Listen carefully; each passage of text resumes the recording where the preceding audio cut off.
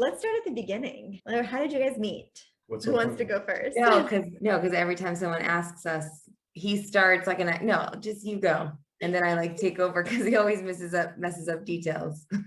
I'm giving this 30 seconds until she takes over, okay? Time me in this one. I was in Memphis for the year. I was there on a program called Torah Mitzion, where you go out of Israel with a group of people and you become part of a community across the world. And while you're there, you teach and study with people and bring Israel closer, etc. And towards March of that year, in the school, I spotted this beautiful woman from like far. Made note of that, but couldn't do anything about it. And then a couple days later, I was at the JCC working out with a friend who was a Memphian to begin with. And I said to him, "Who's that girl?" And he's like, "And not for you." He said her name is Miriam. And meanwhile, she was working out with a girl. You have to explain why he said not for you. 30 seconds, I told you. No, because that's what girls are thinking. No, I'm done. Now it's all you. No, okay, go on. You didn't finish. Well, I don't know. You explain. Why did he say? I don't even remember. No, because Baruch is from a very religious family. His father's a rabbi, and he grew up, very yeshivish, and I did not. Orthodox. And I did not. So that's what Naftali meant by saying she's not for you. Not that he didn't like me. I was friendly with this other guy, and I don't think he meant it as a reflection of my character. He meant it like, religiously. Yeah. Okay. It'd be hard. It'd be more difficult. Okay. Yeah. That makes sense.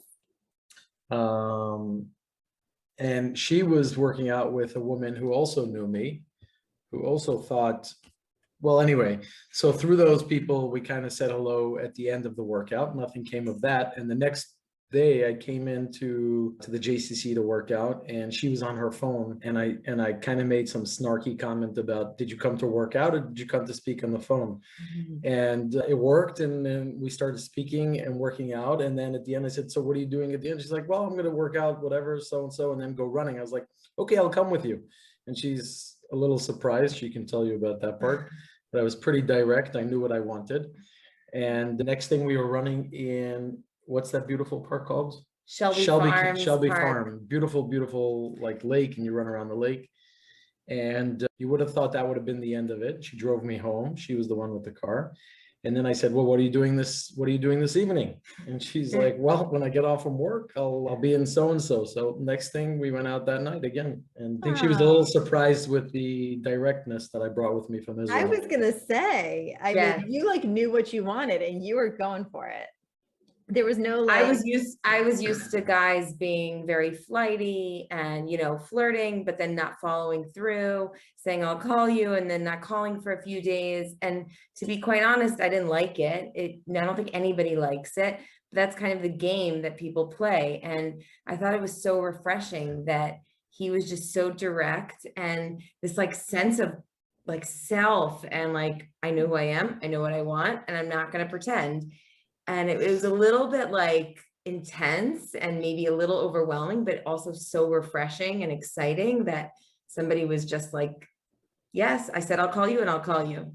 So Miriam, wait, what was your initial reaction when you saw B? I thought he was cute. Also, I asked this other girl, she wasn't my age. Like, I used to babysit for her, but at this point, let's see, I was like 22 and she was 16, I think. So I said, who's that boy with the kippah on? Because like in Memphis, the religious community is quite small. It's like, I know most of the people. So it's like a young guy that's cute that comes in. I'm like, who is that? So she told me Baruch Berzon, he's from Israel. He's doing this Torah Mitzvah. And I was like, oh. And so I obviously thought he was cute because I asked about him. I'm moving the table, sorry. And and then when we went running afterwards, my first initial thought was like, okay, he's this like, I thought he was cute, but I thought like, he's totally trying to flirt with me. And I know that it's not realistic because I already could like tell his background, and I just thought it's not going to work, but okay, whatever. I thought it was sweet. Nothing, I didn't think anything serious of it. And then when we went running and we were talking, I was actually so impressed by him. I think he had finished the army in yeshiva, and he wanted to be a doctor. And he was like so sure that he was going to be a doctor. And how old were we? I mean, I guess we weren't babies then. We were 22, 20, you were at my 22nd birthday. Yeah. So it was like about, You guys I think are I was about to babies. be Yeah. 22. Yeah.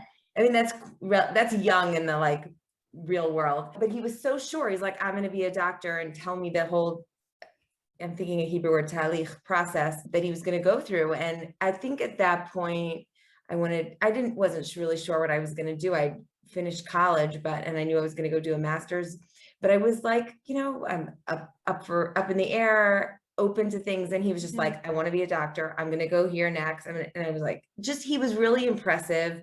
His whole confidence, his whole sense of like knowing what I want and what I'm doing next. So I think even though there was a part of me that thought, like, this is like so silly and it's not going to work, and he lives in another country, there was another part of me that was very impressed.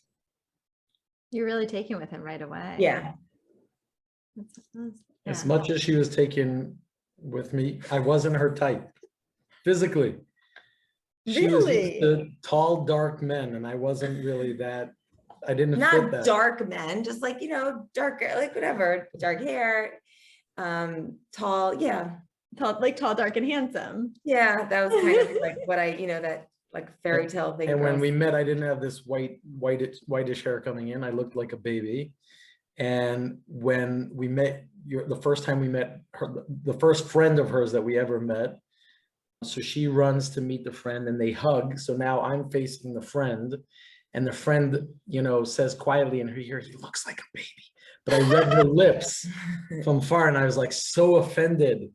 So offended. Now we would Now love it- for people to tell now us it we was look like- like a baby. Then it Then was at not 22, I didn't want to be a baby. I wanted to be a man. Yeah. nice.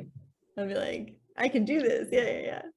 That's so cute. That's so cute. So I have to say, well, running, you both are runners, correct? It sounds like you guys are, or We're not like crazy runners, but I think running with somebody, like that says a lot as like a first date type of thing. I mean, yeah. if you I guys think he was up just with each trying to do other- whatever he could to hang out with me. And I told him what I was going to do. So he said he'd come, but he's actually very fit and he runs with his friends and they talk. When I run, I don't talk. I put on my headphones and I need the like excitement and the power and energy of the music. So So frustrating to run with her. That's what I'm gonna say, because running is like then everything was okay. Then now, Now she wants her music, and it's got to be in her ears, so I can't talk to her, and it's got to be her pace and her distance. She runs longer distance than I do, but slower than I do. So we're just compatible otherwise, but not running. And to think of it, that our first date was running. yeah, I didn't even realize that. Although when I do run with you, I push myself much harder than normal, so that's good. oh, because he runs faster than you. 'Cause he runs faster. It's hard. Yeah, it's a little bit of a challenge. So okay, so then after like your first date, then kind of what happened? Where did the So- story go from there? I actually told him, I guess the second time that we hung out, that I decided that I just wanted to be friends. Yeah, I actually really was- crushed his heart. I don't remember this part. She's making It was this after we up. left Shayna's house. No, you're making it up as we Are you speak. kidding? Do I look like I'm kidding? It was in the parking lot of St. Francis Church Well, I'm glad you on, blocked it out of your on memory. White Station Road. Like I remember We're exactly religious. where How come it we was. weren't in We were a in the parking church? lot of a church. Okay. You can't say this live. Okay. Anyway, I had just started We dating. were studying Torah, and we decided that the best place to do it would be in the parking lot of this At a synagogue. Baptist church. Okay, so, I don't even know if I should include this part, but it's gonna have funny. to cut this out, probably. It's just funny. Okay, what she really said is, I'm seeing this other guy, okay? To which I said, okay. So I- this is Okay, I'm so up for like the a month challenge. before I met Baruch at the gym, I met a different guy at the gym that was tall, dark, and handsome. And I really liked him, and I would always flirt with him. And one day he asked me out, and I was so excited. So I went out with the other guy, and I proceeded to like, I don't know how many times I went out with him, like 3 times maybe before I met Baruch. But it wasn't like serious or anything. It was just, fun, nice little dates. And then when Baruch asked me if I was seeing somebody. I told Baruch about the other guy and he just didn't seem to care or seem impressed. I And like the after challenge. yeah, I guess he liked the challenge. And then Yeah. that second time we went out, I realized that like, okay, I can't date two people at the same time and I'm going to give the other guy a chance. So I told Baruch that I just wanted to be friends. So he said, you can't deny that there's something between us. And like, kind of, what are you talking about? How are you gonna just be friends, you know? So I don't really know what I said to him back, but I do remember thinking that he was right, that there was something. And I just guess I didn't know how to handle the situation. So I don't even know exactly what I did. I kind of proceeded, I think, to like date the two of them at the same time until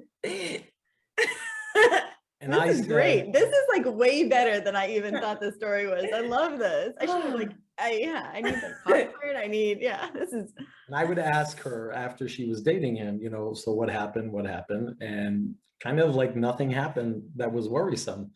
So in my mind, I'm like, okay, anybody who doesn't make a move on this beautiful girl is gay.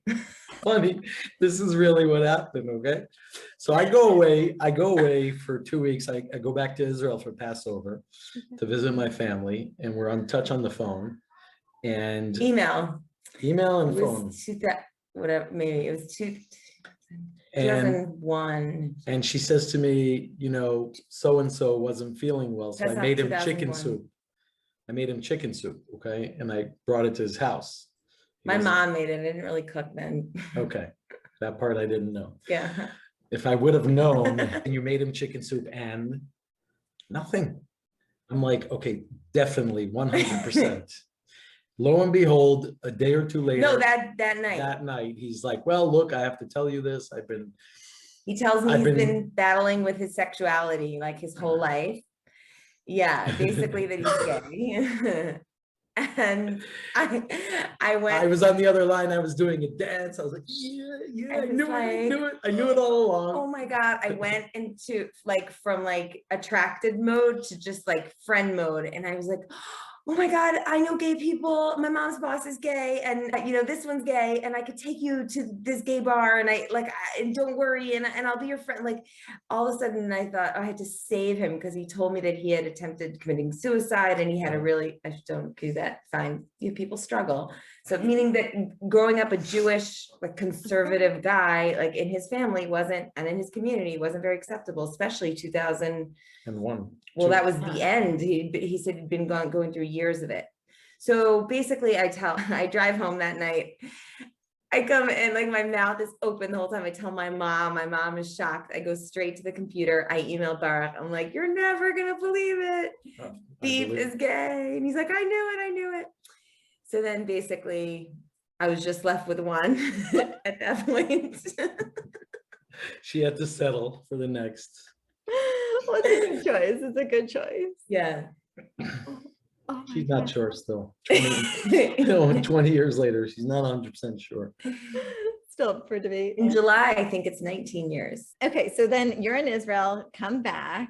I come back and then we start dating pretty seriously. And then it comes time that the year is over and I'm going back and I'm like, look, I'm going to Israel. I would love for you to come, but I'm moving to Israel. Like that's where I belong. That's where I live. That's where my family is. And if this is going to work, it's only going to work if you move to Israel. And there was a lot of crying and a lot of going back and forth and thinking. And at the end, she said, okay, well, I'll come for the summer and let's see what happens. She came for the summer and we did a birthright trip together, which was When I met Kathy. which was absolutely amazing. We did Israelites with Rabbi Aaron and Rabbi Benny Friedman. Friedman and And we went to Center Tzfat. and Tzada and everything. We had an amazing time that summer. And You guys did long distance for a couple months then. I think it was only It was like 6 months from the end of that. from the end of the year till From the when you end of came in the that- summer? Well, No. you went back in June and then like, I don't know when, in July, I came for a month in the summer. Then I went back and I was working in Memphis. And then Only 2 or 3 But, months. oh, you know what? It was like 3 months and 3 months. I remember Yeah. it being 6 months. And then after that summer, I went back to Memphis And then it was 3 months. And every day he would say, come back to Israel, come back to Israel. And I didn't know exactly what I was going to do and how I was going to do it, but I decided finally to come back to Israel and study at Nishmat, which is like, how do you say a midrasha, like a seminary, like, you know, for learning, Like a religious. a religious seminary for women. So I came at the end of November, 2001. Okay. And yeah, and then basically I was in Nishmat, he was at Hebrew U, and we, you know, hung out that whole time. And then, What happened next? Then I popped the question. well, how? I don't know, you tell them. You tell them. Let's hear. 30 seconds. Okay. Nishmat, there's a seminary, took all the girls on a trip up north, and they were there for, I think, about 3 days. And I had coordinated with the head of the seminary that on their way back, Hold on, we went to work on a kibbutz. oh my God, 15 seconds, But 15. that's so cool, and people like to hear that stuff. Thinking about the people. Okay, for the people, by the people. Okay, so on the way back, they're on a bus, all the seminary girls, and they're coming back from the north. And before they get into Jerusalem, they stop at the junction called Mevaseret. And on comes a soldier, all dressed in uniform. She's sitting in the back. She can't see the soldier, but the head of the bus announces that at this time a soldier is going to come on the bus and he's going to give us some tips about, you know, being Safety. safe in Israel. You know, during that time it was Intifada, etc. So I got on and I stood like a few steps down, so like she couldn't really see me. And I took the microphone and I said in like a Wait, broken. yeah.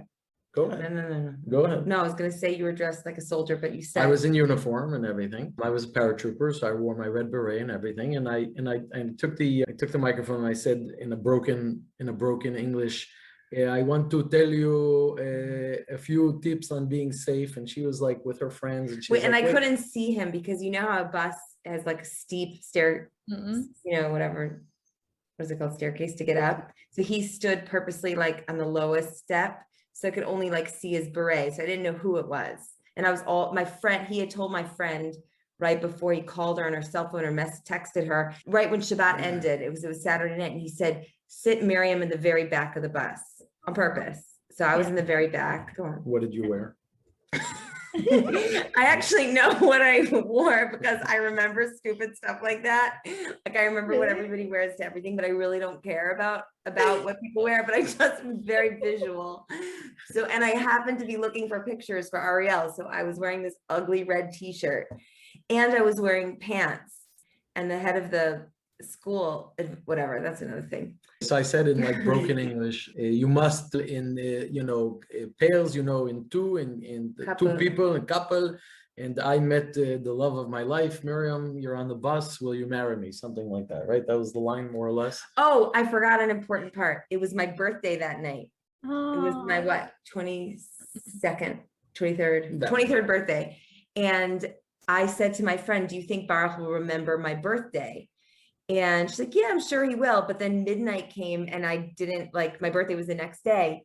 And I mean, we were messaging, but he didn't say anything about my birthday, and I was sad. And then a few minutes later, he gets on the bus. I and was like rushing to purposely meet the did it bus. for my birthday. Of course, yeah. Okay. So at that point, she said no. No, I'm just joking. I was like, you're really playing hard to get. Like, I think at that point she kind of just broke down, crying and said yes. And I pulled out like this big fake rock, like ring, some plastic ring. Wait, and you have to picture this, like the bus is filled with girls, and my program at this school was like a third American, a third Israeli, and a third Ethiopian girls. So it was just like such a mix of girls. The Ethiopian girls were doing this like dance like this. The Israeli girls were screaming. It was just like all this dancing and excitement. And he gets on his knees on a moving bus on the Tel Aviv Jerusalem highway and proposes. And then when we get to the school, all the girls get out of the bus at night, whatever it was, like 1 a.m, and everyone's dancing in the street and celebrating us. So that was. They almost threw rocks at us from the rocks. No, they were screaming like just water bottles, right? to be quiet because we were making. that's such a wonderful moment. Yeah. Wow.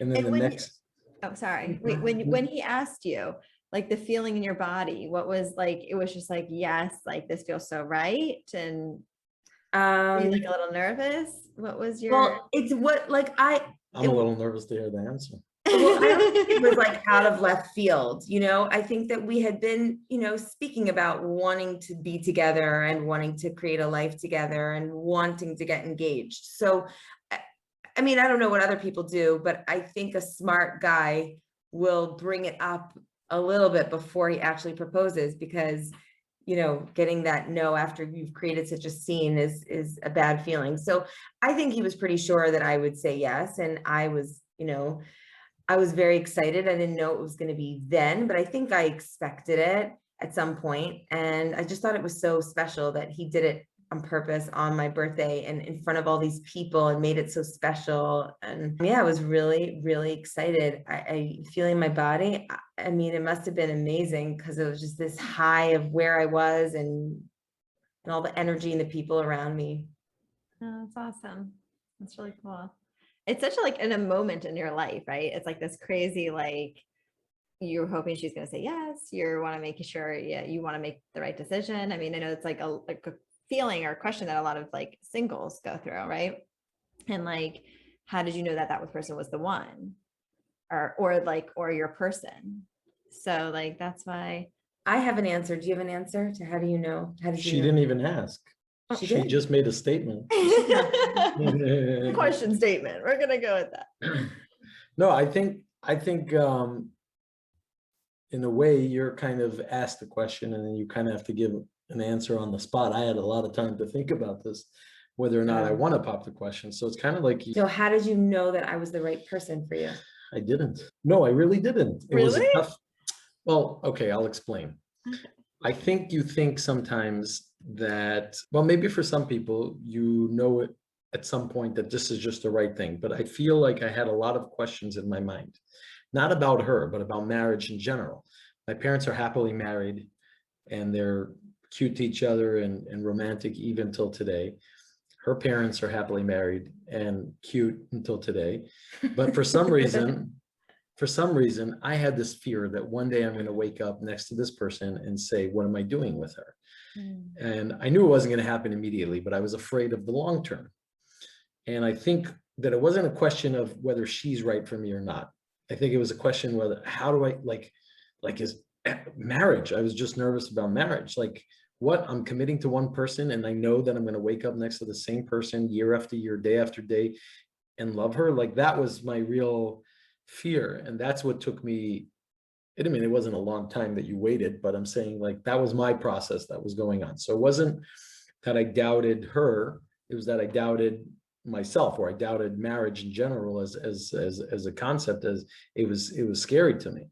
And I remember confiding with my friend, actually a couple that are friends. Both of them come from bad marriages among their parents. They're happily married, thank God. And they were like, what? We don't even understand your question. You come from such a great home. Like, why is this even a question for you? And it wasn't something rational. And the only thing that ended up convincing me that this is what I need to do was a sort of a leap of faith. Like I just had to say, well, look, you're right. I don't know for sure that I'm going to wake up next to her every day and love her and not regret this moment. But I have to take that leap of faith. At some point, there's like you get to a certain point, and from there, you just have to take that jump, that leap. And that's what I think ended up convincing me that this was the right thing. This was the right person. It was the right time, etc. And I don't know, that's my answer to what I think you were asking or stating. I don't know. It's your own answer. There's no right or wrong answer. It's just an answer. Yeah. Yeah. Yeah. So my answer is shorter. For one, for me, my real test was just, can you imagine your life without this person? And if you try to picture your future and that person isn't in it, and like maybe a different person's in it, how would you feel? Could you accept that? And I remember this one time we were standing in front of our big window in an apartment in Jerusalem, and we were lighting the Hanukkah candles in front of the window. So this was when we were already But married. we were already married, but this reinforced that same feeling that I told you that I'd had back then, or this knowing that I had. This couple walked by and I like in my head, just pictured that Baruch was with this other woman walking on the street in front of us. Like I put him there, and like my heart ached so badly. Like I felt pain, and I thought I could never like deal with him not being with me. And I remember that feeling of like, this is how you know, because when you picture your future in your life, that person is in it. And if that person is not in it, your life isn't complete. Yeah. You're more romantic than I am. I think those are both very, very good answers. They're very different. And like they said, there's no right or wrong answer. It's just, it's very interesting to hear from a married couple that is just still so in love, which is so wonderful to see, you know, how they found each other and how they knew. I think it's so important because it can be I scary. didn't know. You didn't know, but you trusted. I took that leap of faith. Yeah. No, I think it's a good combination between the two of you both of like how that thought process happens too. Okay, so now you're in Israel. We're going to go back to the storyline for just a second. You're in Israel and I proposed, she said yes. The Yeah. next day I said, come, I'm taking you out for a fancy dinner. Get dressed really nicely. I brought her a bouquet of flowers. This is now her birthday. And then when we drove to this fancy place, I said, can we just stop here for a second? I need to pick up something from this office or whatever. And it was like a big hall, and my family and, well, not her family because her family was in the States, but friends and had come there. Relatives of mine from relatives Beersheba. Yeah, from far came by, and surprise, happy birthday and happy engagement. And it was a big engagement party. that's So like I walk up to this room and all these people are there. I think we're going out for dinner alone, and it's a whole engagement party. that's so awesome. So that was the engagement The party. best way to celebrate. And then you can And just- then- That's amazing. Pretty much, I think from that point on, I basically shut down and just arrived at the wedding when I was told to come and wore what I was told to wear. Shut down sounds bad. What do you mean? I don't mean, I You mean, you I didn't was, plan. I was busy studying and trying to get into medical school, and I left all the planning for you and my mom. there we go. You guys made a good team, and it required me to do very little and not get involved in the nitty gritty, which made me very happy. Brooke, did you ask Miriam's parents for her hand? Yes, I asked her parents before I asked her, Okay. and they So gave me the so thumbs they up. did. Her parents are Russian, and her father, he's a bear. He's the sweetest, kindest person, but he looks like Tony Soprano, so he looks very scary. Yeah. So I was like, Commissar Putin, may I marry your daughter? And he said, you may marry my daughter. It wasn't exactly like that, but it felt that way. Her mom loved me immediately. I have to say, that was my way into Miriam's heart, was really through her mom's heart. My mom said if I was in your shoes, I would chase that boy anywhere in the world, because she just realized how special he was, literally like within an hour. She wasn't looking for the dark, tall thingy like My Miriam mom was. just realized she actually was planning a surprise party for my birthday. My mom was with one of my best friends, actually one of my Ariels. And Baruch came over, and like he caught on right away that my mom was trying to hide this like party from me, because I don't remember if you had asked me to like hang out that night, and Baruch just like played along, and she realized like just how intuitive and wise and like cool he is and go with the flow. And also, as we said earlier, my parents are not religious, and they grew up in communist Russia, like not knowing much, and he was never judgmental towards them about their lack of observance, just totally loving and just open-hearted. And they right away saw the goodness in him. Yeah, it's very special. It's so nice to have like in-laws like that, that you love both of your parents, both of your in-laws. Yeah. It's nice that you guys We really are very lucky. Yeah. Oh, tell her how your parents knew you were dating someone. So Yeah, and we have to go back to this because you're more religious. So were your parents upset? Yeah. yes. Oh, we got to get into this a little bit then. Well, the part that she wants is the part that where I'm dating her, and I didn't tell my parents, and I called my parents up and I said, I love you guys.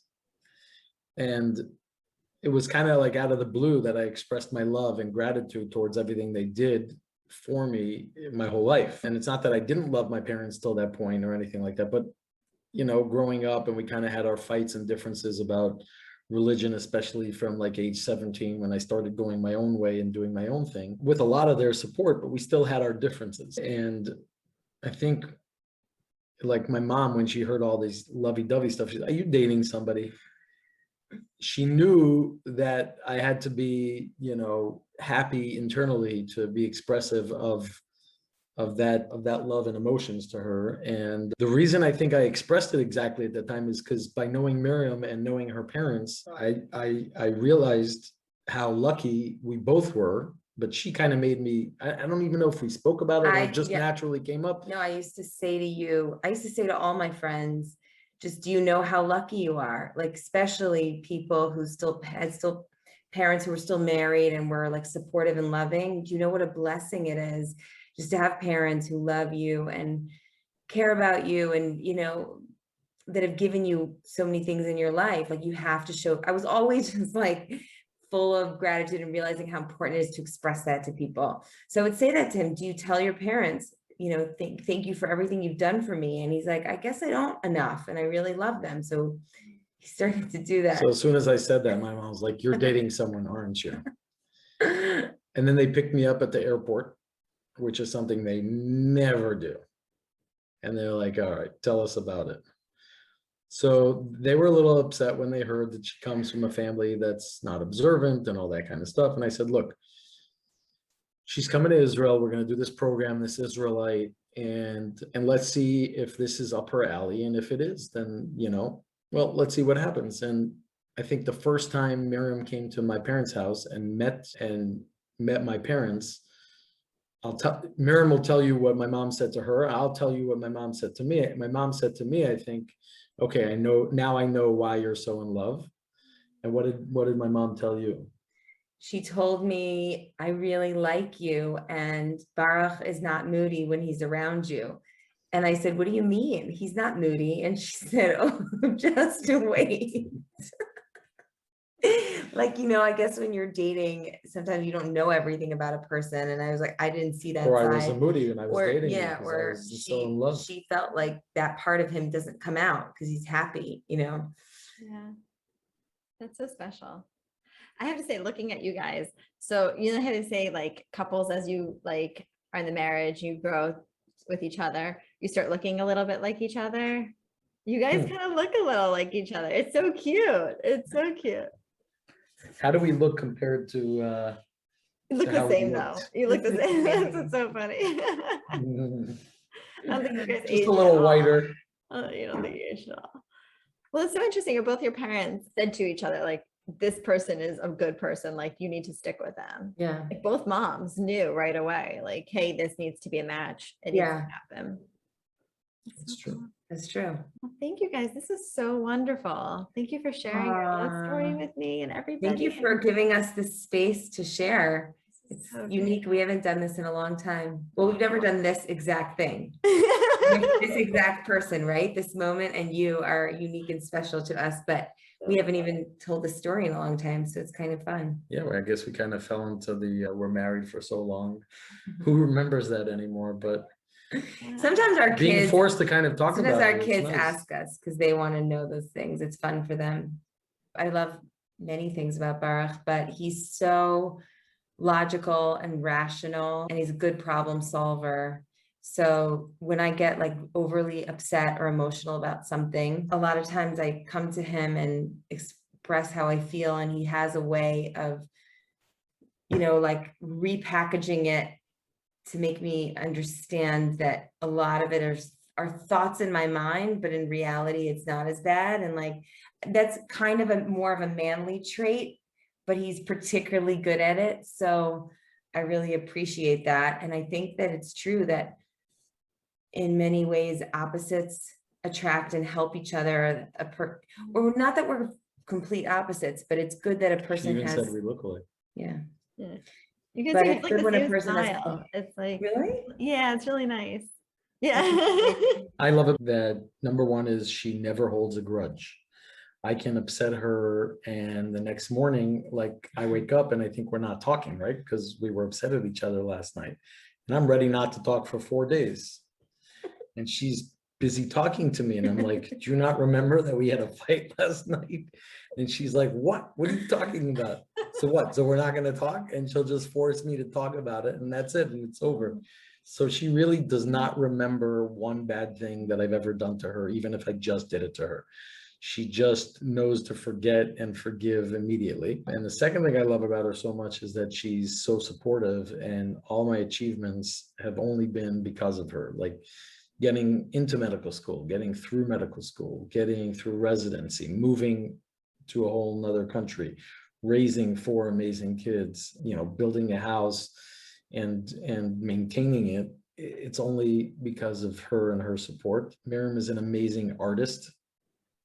I don't know if you've seen her art, A little beautiful, bit. beautiful art. Here I am, I'm married to this woman. I don't know, I'm married to an artist, and now my trophy wife is an artist. Aw. Who knew? I didn't even know that marrying I don't her. really either. A tennis coach? I didn't know I was marrying a I tennis didn't coach. either. All these like extra bonuses that you All these extra bonuses that are coming at later stages. It's cool when you Yeah. start doing stuff at later stages. Why not? Exactly. No, I think it's awesome. That's awesome. Thank you guys so much.